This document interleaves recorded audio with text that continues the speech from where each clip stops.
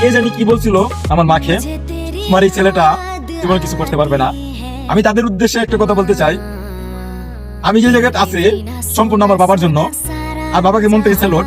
আর আমি তাদের উদ্দেশ্যে বলতে চাই যে বলছিল আমার এদের কিছু হবে না, তোমার ছেলেটা এমুক এমুক, হ্যাঁ ওদেরকে আমি বলতে চাই, আমি এখন বর্তমানে যে যে জায়গাতে আছে সেই জায়গা থেকে তোমাদেরকে শুনলে অনেক কিছু বলতে পারি।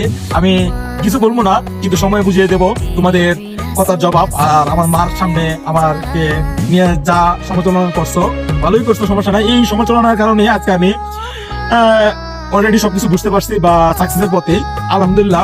এভাবে কথা মানুষের কাছে ছড়াইতে থাকো, সমস্যা নাই। আর পারলে একটু দোয়া করো তোমাদেরকে কিভাবে জবাব দিতে পারি। সেই জন্য আমি অতি শীঘ্রই দেশে আসতেছি, তোমাদের চোখের উপর চোখ রেখা কথা বলবো। মা অনেক মিস করে আগে দিয়েছিল না।